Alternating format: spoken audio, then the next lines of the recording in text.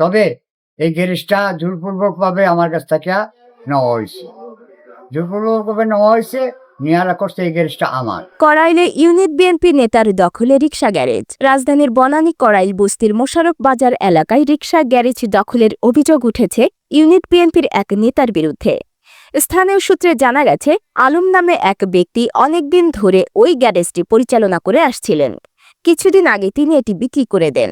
এরপরই কড়াইল ইউনিট বিএনপির নেতা আকমল জোরপূর্বক গ্যারেজটি দখল করে নেন বলে অভিযোগ উঠেছে। ভুক্তভোগী আলম বলেন, আমি গ্যারেজটি বৈধভাবে বিক্রি করেছি, কিন্তু হঠাৎ করেই আকমল লোকজন নিয়ে এসে গ্যারেজটি দখলে নেয়। বর্তমান যে ম্যানেজার উনি আমার ওই জায়গায় যাওয়া আসা করতে করতো করলে পরে তখন সে আমার বুদ্ধি দিল, ভাই আপনার তো চলতে কষ্ট হচ্ছে, তাহলে আপনি এই রিক্সার ব্যবসাটা আপনি করেন, আপনি সুন্দরভাবে চলতে পারবেন ঢাকা শহরে ছেলে মেয়ে নিয়ে। তখন আমি চিন্তা করলাম কথাটা খারাপ না, তখন উনি একটা জায়গা দেখলো, তখন আমার ওইভাবে নেওয়ার ইচ্ছুক না, বললাম টাকা পয়সার সমস্যা আছে। তারপরেও সে আমার জোর করেই নিয়ে আসে যে নিলাম। নেওয়ার পরে আমি আকমাল ভাইয়ের কাছ থেকে ওই জায়গার ওই যে মোশাবাজারে যে আকমাল ভাই ছেলে এখন বর্তমানের বিএনপির সভাপতি, ওনার কাছ থেকে আমি ওই জায়গাটা খালি জায়গা নিয়েছিলাম, কিনে রাবিশ, তারপরে আপনার এই কুশ মাটি দিয়ে ভরাট করে আমি এই জায়গা দোতলা করছি ওই বারে। 22 সাল থেকে আমি অর্ধবিধি পর্যন্ত ব্যবসা করে আসতেছি, এই রিক্সার ব্যবসায়ী এখন বর্তমান করে আসার পরে এখন হঠাৎ করে পারিবারিক অবস্থা, আমার ছেলেকে বিদেশে পাঠাবো বিধায় টাকার সমস্যা। তখন ওই আকমাল ভাইরে বললাম যে ভাই, আমার ওই ম্যানেজারের মাধ্যমে বললাম যে আপনি আমার এই গ্যারেজটা নিয়ে নেন। সে বললো যে এখন হবে না, নির্বাচনের পর। এরপর আবারও পাঠালাম তার কাছে, সে একই প্রশ্ন জব দিল আমাকে। তখন আমি কি করব, উপায় না পেয়ে ম্যানেজারকে বললাম যে এখন তো ভাই আমি সমস্যা, তাহলে একটা পার্টি দেখেন, আমার এটা বেশি এলাকা ছাড়া কোনো পথ নেই, এখন আমি তো ছেলে বিদেশে পাঠাইলে তো টাকার ব্যাপার স্যাপার। তখন সে আমার একটা পাঠিয়ে এনে দিল, না এই যে যার কাছে আমি বেচছি আমিনুল ভাই, এরা এনে দিলে এর সাথে কথাবার্তা বলে আমি গ্যারেজটা যেভাবে প্রক্রিয়া যেভাবে বেচা কেনার দরকার আমি ওইভাবেই বেছে দিছি, দিয়ে তারা ডিড ডকুমেন্ট আমি দিয়ে দিছি। দেওয়ার পরে আমি 2 মাস আগে 24 তারিখে বেচছি, 31 মাস ছিল, 2 তারিখে যাই আকমাল ভাই তার লোকজন নিয়ে যাইয়ে তালা মেরে দিয়েছে আমার ওই গ্যারেজে। বেচার পরে কোন 2 তারিখ, এটা কোন মাসের?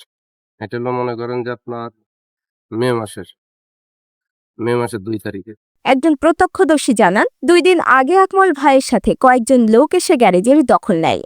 আমরা ভেবেছিলাম কোনো বৈধ কাজ হবে, কিন্তু পরে দেখি আগের মালিককে তাড়িয়ে দেওয়া হয়েছে। আমিনুল করে একটা ছেলে আছে মোশাররফ বাজারে, তিনি একটা গ্যারেজ কিনছিল, এটা আমি শুনছি। এই ছেলের গ্যারেজটা বলতো তালা মাইরে আটকায় রাখছে এরা, এই গ্রুপটাই, এরা এই ধরনের কীর্তিকলাপ গুলো করতেছে। একই জায়গায় না, কত কি করছে তা ভাষা আমার জানা নাই, বহু লোক কান্নাকাটি করতেছে। এই জায়গাটার ভিতরে বেশি সম্ভাবনা তো আনুমানিক মনে হয় একটা মার্ডারের সম্ভাবনা আছে। যে ধরনের কীর্তিকলাপ করছে এগুলো আমার জানা নাই। অভিযুক্ত আকমল বলেন, আমি রাজনৈতিক নেতা হলেও কারো গ্যারেজ জোর করে দখল করিনি।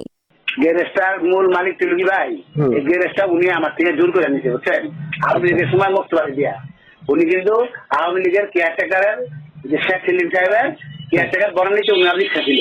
উনি ওই সময় ওন থেকে রিক্সা গুলো কেন জানি আপনার ওই থেকে ভেঙে দিচ্ছেন। ভেঙে দেওয়ার পরে মুস্তফার জন্য মুস্তফা কিন্তু আপনার আওয়ামী লীগের উন্নয়ন কমিটির সভাপতি ছিল আওয়ামী লীগের।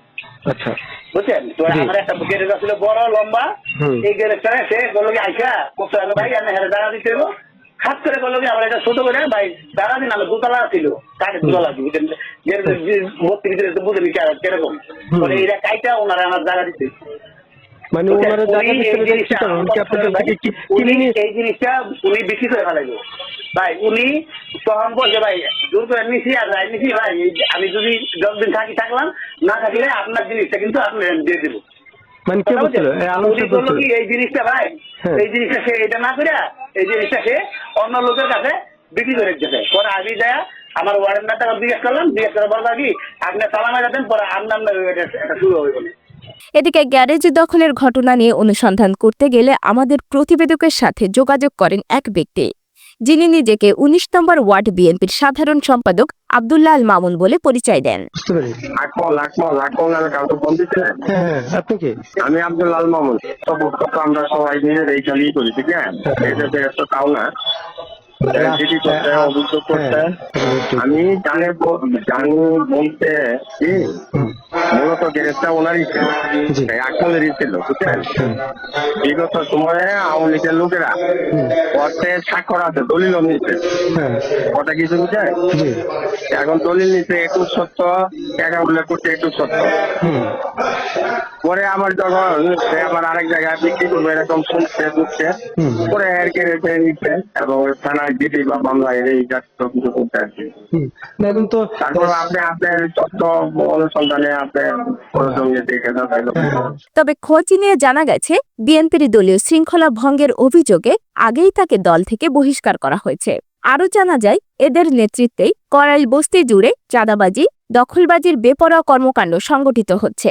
রাজনৈতিক দল থেকে বহিষ্কার করা হলেও কোনোভাবে যেন থামছে না তারা। এ বিষয়ে অভিযোগের তদন্ত কর্মকর্তা এসআই জিয়া বলেন, কোন বিষয়টা?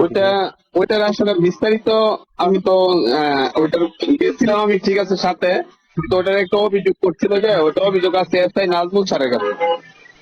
এখন একটু আমি বলতে পারবো যে যারা দখলে রাখছে ওরা বিএনপির নেতৃবৃন্দ।